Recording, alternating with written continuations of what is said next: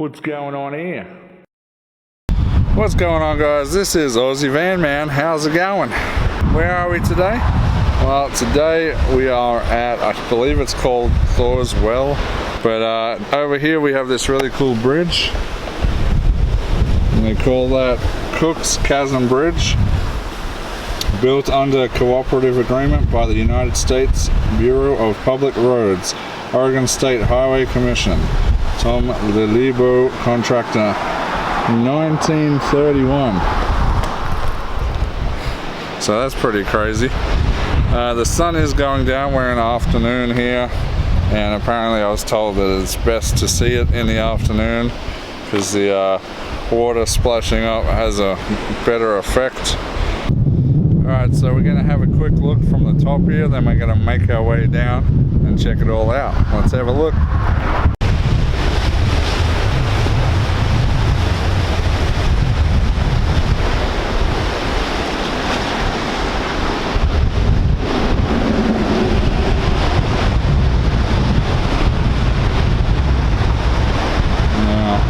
I think it's, where is it? Over there. You should be able to see a giant hole there. That'll shoot water up into it, or the water go down into it.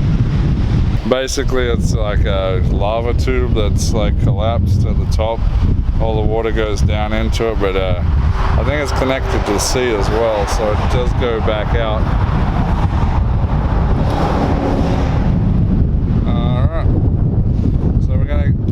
Get ready, and we're going to walk down this big path here and go down the bottom and check out the different rock formations.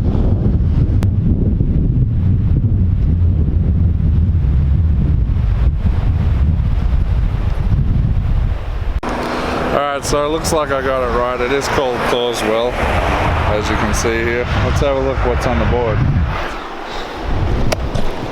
Okay, tsunami evacuation map. At all the different stops I've been going to, we've been seeing a lot of these. So I guess with what happened in Japan, they want to put stuff like this on the coastline so they know what's expected if a tsunami is to hit. Now, a lot of people before Japan tsunami wouldn't have really thought about this as being a problem, but they didn't really see that coming, and that killed a lot of people, did a lot of damage out there. Stuff that they're still having to clean up today. Alright, so we got fishing is prohibited down here. No removing or disturbing of plants or animals, as you can see on this little sign. Dogs must be leashed. We have a couple of cool little maps of the hiking trails they have, and some national forest information right here. One of the things that I really love about national forests is the information boards. There's always a lot of good stuff on there, what to do, what not to do, things that are going to help you out, and usually hiking information, which is great. Now, look what I'm walking into here. This is kind of crazy. We got this wild looking forest we're walking into. Feels like I'm in Lord of the Rings or something, in some sort of magical forest coming down in here. It's pretty cool. It blocks the sun out almost completely. I know it looks a lot lighter on the camera, but it's pretty dark in here. We have this little trail going down here that somebody's made. This is the proper path in here though. See the sun breaking through the tree line there, and then down into the dark woods.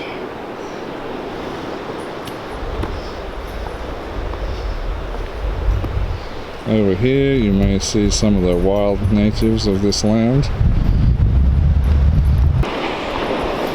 Alrighty, we're walking down the bridge, down the trail here. Some pretty cool birds flying around. We got the boats going around out the back there on the water line, and some nice views here. Well, let's have a look at them. Oh yeah. This thing, when the tide comes in, it fills it up and it shoots out. I see, yeah. No, it's too low. So right there's the ocean spout. The guy's up, but the tide's too low for it right now, so we can't see that one right now. And looks like Thor's well also is too low of a tide, so we'll see. Maybe the tide will come up soon. But it is very cold out here. The ocean breeze is coming in. It's getting later evening now. The sun's disappearing. The clouds are coming in.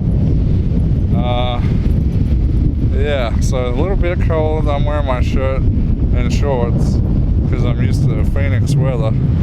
And now I know what it is to be cold again.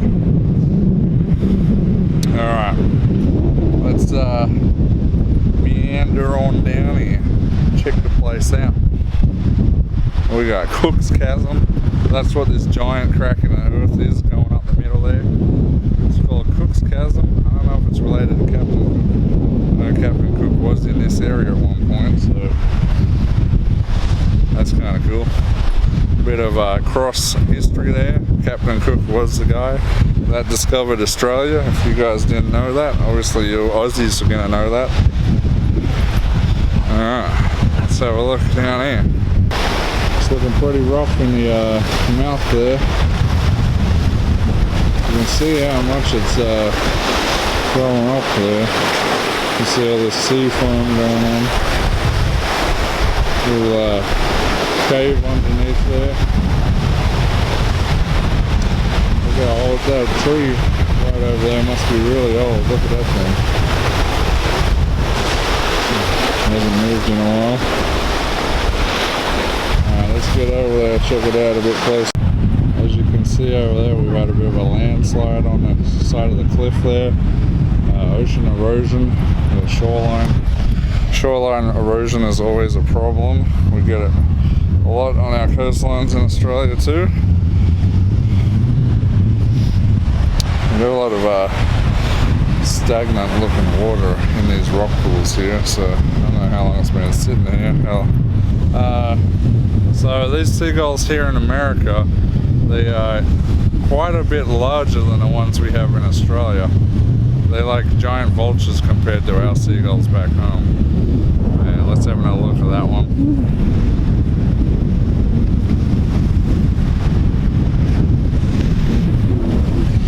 I know it doesn't look that big, but it's actually pretty big. It's twice the size of a regular seagull that we would see in Australia.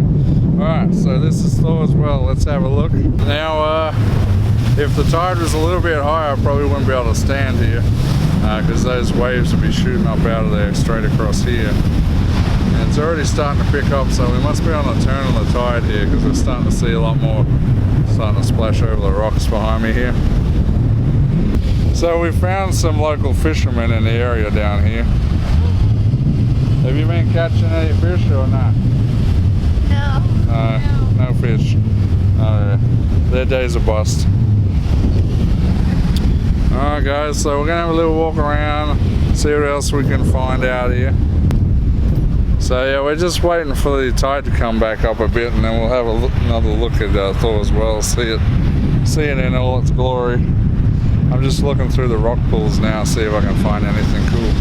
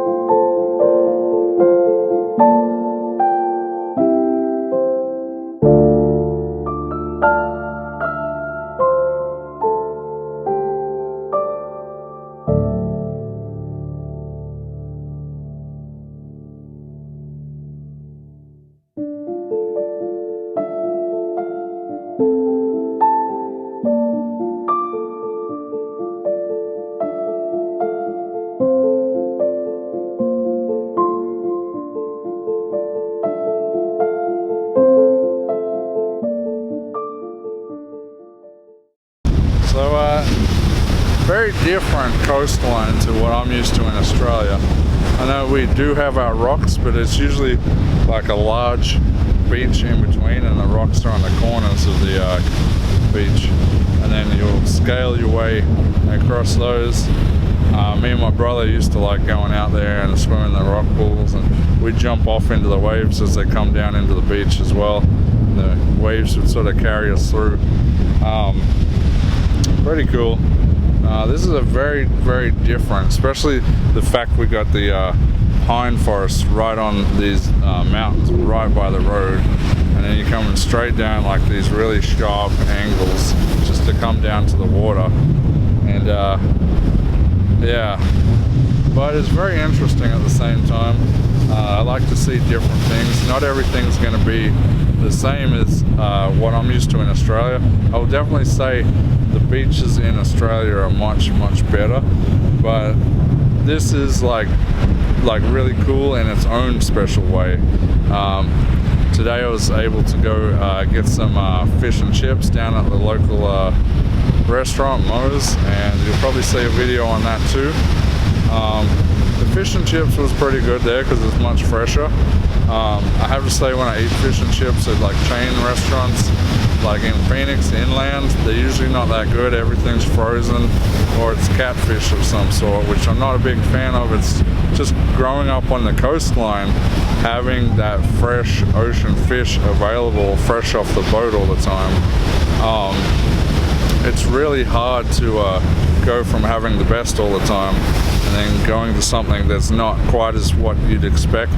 I guess a lot of Americans being inland wouldn't really have that option, but I sort of grew up with that. Anyway, we're just watching some of the waves behind me here, and cooling down. It's much nicer, much cooler than being in Phoenix right now, I have to say. It's I'm really enjoying this cool ocean breeze and ocean mist that is out here on the Oregon coast. Yeah, Oregon's turning out to be quite a really fun adventure. I was a little worried when I come in at first because inland was really flat, really boring, and I'm like, this isn't what I thought Oregon was gonna be like. Yeah, so then I started getting in towards Bend, and on beyond Bend is really cool actually. All the pine forests started opening up. Well, there's a big one, and I got to go past the PCT trail, and there's a lot of cool stuff to see then. Now I'm on the coastline. There's so much more cool stuff here. Big one.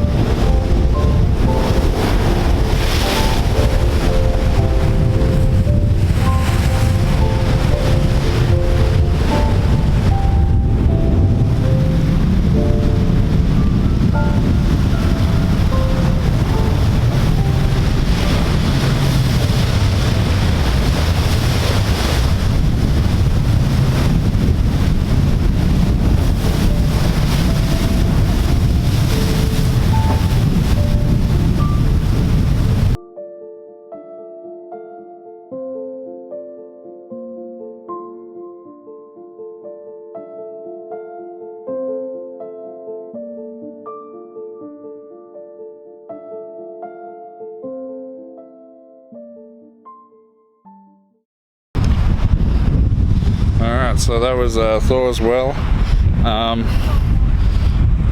It got a little bit more feisty there. we're gonna have to wait for the tide to come up a fair ways for the water spout over across from there to start going off. I don't know if we're gonna have enough light for that. We'll see. If not, I actually am staying close to here, so maybe we'll come back in the morning and see if the water level's up higher, and if it is, maybe we can capture that. Alright, so I found a new adventure. There's a really sharp trail that goes up under the bridge here. Maybe we'll get a pretty cool view from under the bridge, but involves a little bit of rock climbing here. Alright, got up that bit.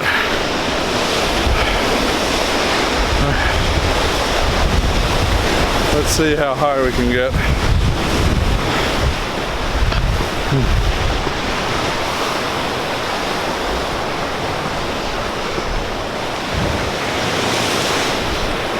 Oh, it's a little bit rough up here.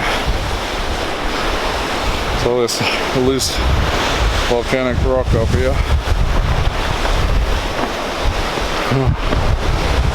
I'm almost under the bridge, look.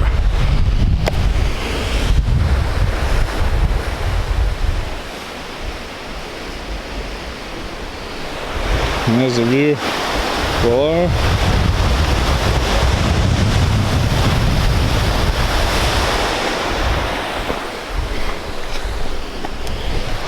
And we'll be able to see what's right up the back of this hole.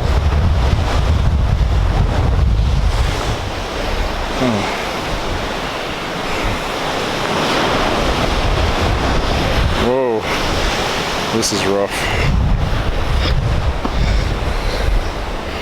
Whew, that was a sketchy one, guys. Whew, very sketchy.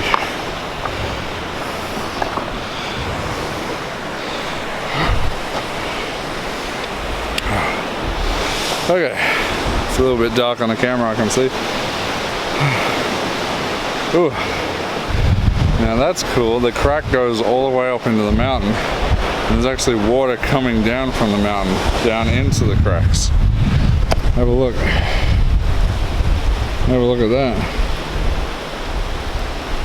As you can see, the crack continues up into the woods there, up into the tree line, right up into the mountain. And even under the bridge you can see where water's coming out of the rocks.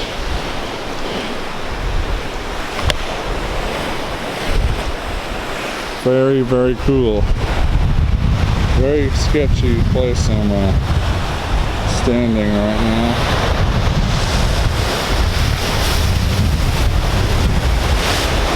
Look at that. It goes down. That's where I was, right down on the end there.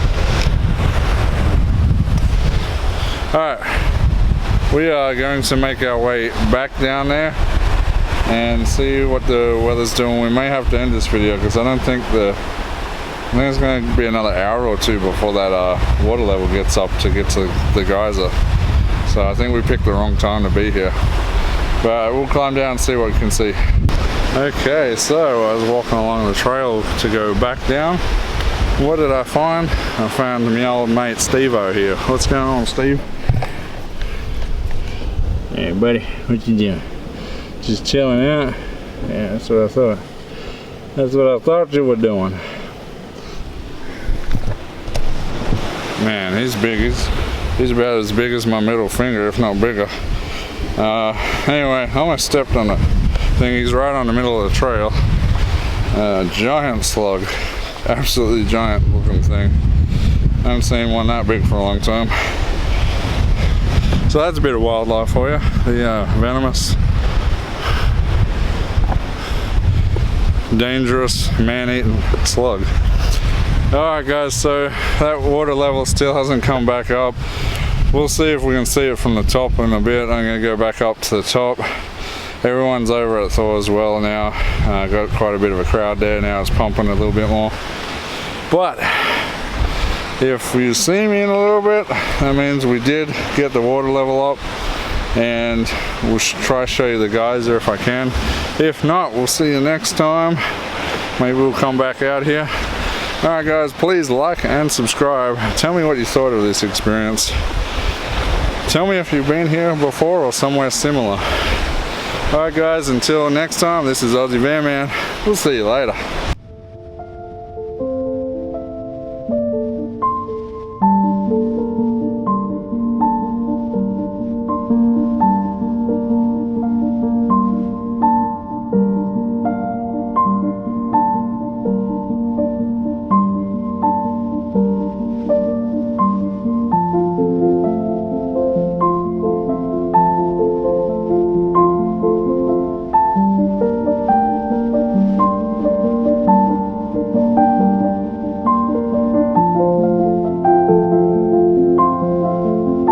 What's going on here?